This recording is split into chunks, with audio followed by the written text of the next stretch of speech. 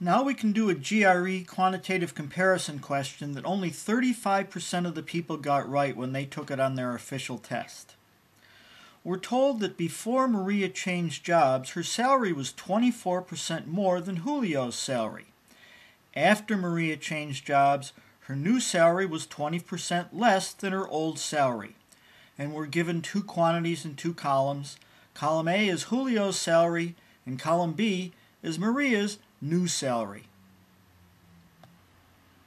Apparently, a lot of people just looked at the two columns and found Julio's salary and Maria's new salary. When they looked at the problem, they saw something was 24% more than Julio's salary, and Maria's new salary was 24% less than her old salary. Then they set up two equations, one for before and one for after. Before, Maria was equal to 24% more than Julio's salary, and after, Maria's new salary was equal to 24% less than her old salary. Then they took a slick math shortcut and crossed out the 24% more and the 24% less, because they seem to cancel each other out. Then they came up with two crazy equations that said before Maria equaled Julio's salary and after Maria's new salary equaled her old, which was exactly the opposite of what they'd been told. But their math seemed to prove them. So lots of people said 24% up, 24% down, we're back where we started, we'll pick C, equal. Now let's start over and do what only 35% of the people managed to do on their real GRE. Since we're dealing with percentages, the first thing we have to do is figure out what our 100% is, because everything is going to be compared to that. And so we find the word than in the second line. That's going to tell us what our 100% is. Than comes right before Julio's salary. So Julio's salary is the 100% in our problem. Everything else is compared to that. Maria's salary is compared to that. Hers was 24% more than 100%. So we can make her salary 124%. Then we have Maria's new salary.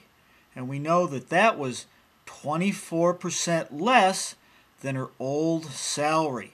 Now we have to do some math. Since we already know that one of the predictable mistakes is to pick C, equal, we can do a little approximating and change 24% less to 25% less. That'll be a lot easier. Since it's 25% less than her old salary, it's 25% less than 124%, which is the same as 1/4 less than 24%, which is the same as dividing 124 by 4, and we get 31. Then, because it's 1/4 less, we subtract the 31 from 124, and we get 93. That's her new salary. Since Julio's salary was 100, and Maria's new salary is 93, we can pick the right answer, A. The quantity in column A is greater.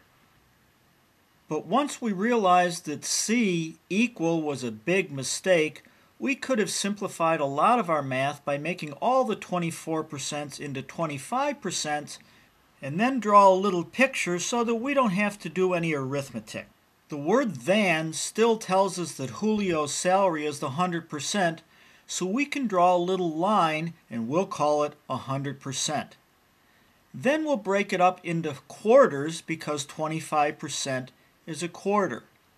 And then we'll add another 1/4 because Maria's salary was 25% greater than Julio's salary.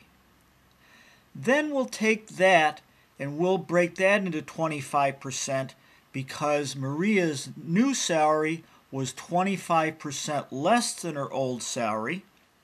Then we'll take one of those quarters away and leave the rest because that's Maria's new salary.